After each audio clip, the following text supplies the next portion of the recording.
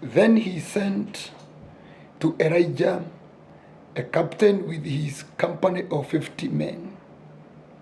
The captain went up to Elijah, who was sitting on the top of a hill, and he said to him, "Man of God, the king says, come down." Elijah answered the captain, "If I am a man of God, may fire come down from heaven and consume you and your 50 men." Then the fire fell from heaven and consumed the captain and his men. At this the king sent to Elijah another captain with his 50. The captain said to him, "Man of God, this is what the king says, come down at once." "If I am a man of God," Elijah replied, "may fire come down from heaven and consume you and your 50 men." Then the fire of God fell from heaven and consumed him and his 50 men. So the king sent a third contingent with the captain. The third captain went up and fell on his knees before Elijah. "Man of God," he begged, "please have respect for my life, the lives of these 50 men, your servant. See, fire has fallen from heaven and consumed the first two captains and all the men, but now have respect for my life." 2 Kings 1 and verse 9. In verse 9 to verse 14. Activating the fire of God. If you have noted, one of the benefits of walking with the fire of God we have read from there is divine protection. When you are with the fire of God, Elijah was called a prophet of fire. When you're with the fire of God, there is no kind of demonic forces that can move you. You are completely protected. How do you eat with the fire? A captain, that is a strong man, and 50 men, that is legion of demons.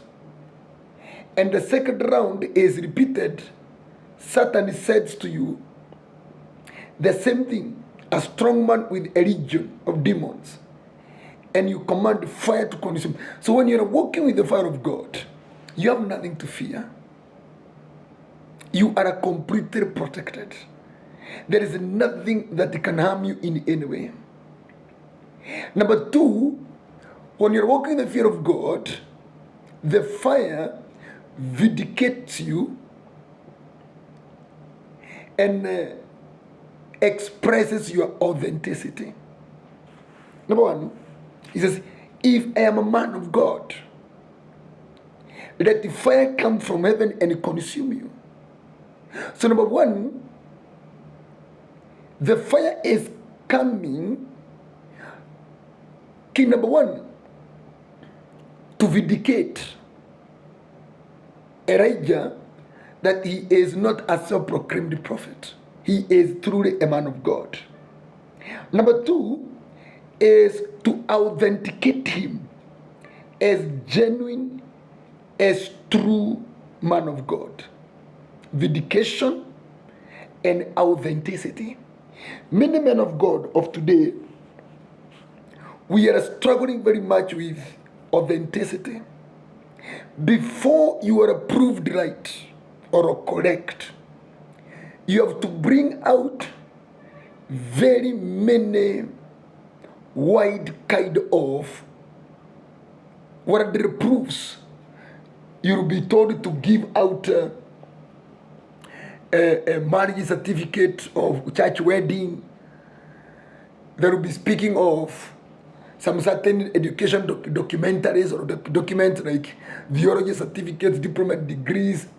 They will be asking of some certain kind of recommendations from this, because it is difficult nowadays to authenticate a man of God. But when you're with the fire of God, you don't actually struggle with explaining to people who you are. The fire speaks to them. The fire authenticates you, the fire vindicates you, and the fire protects you. Nobody can touch you. No matter how many they are, no matter the order, they are coming with to arrest you. That order is now and void. But he says, the king says, calm down. The fire nullifies every satanic ordering. There is no kind of declaration that the king, the Satan, that king is a wicked one. Remember, he was on the sick bed and he was dying. The son of Ahab, who had succeeded his own father after his father died by the stray bullet, which you call the arrow. Now the question is this now: how was Elijah positioned to make that fire be a reality the way it was? Key number one to consider is he was on top of a hill. I would like to write something. 3 things. He was sitting on top of a hill. For us to experience that fire of God, number one, we must operate from top of a hill. I keep on repeating this. The fire of God will always be found on an altar.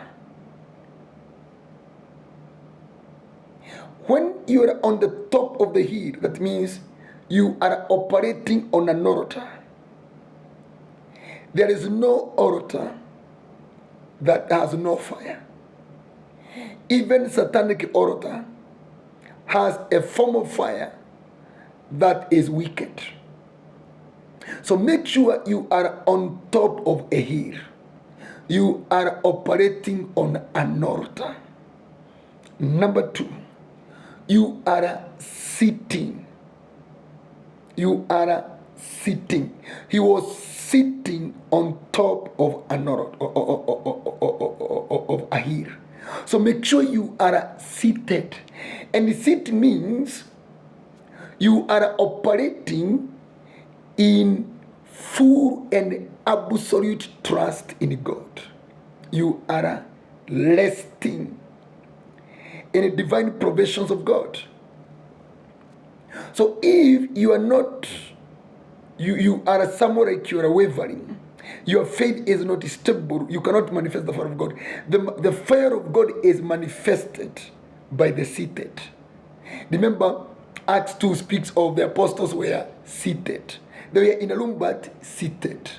Make sure you have passed the test of sitting, the test of resting in the finished work of God. This is what we normally say: the battle is not mine, but the battle belongs to God. When you say so, do you believe in what you're saying? Number 3, man of God, mantle. It says, if I am a man of God. So the question is, that man of God title, which we call a mantle, or which we call anointing.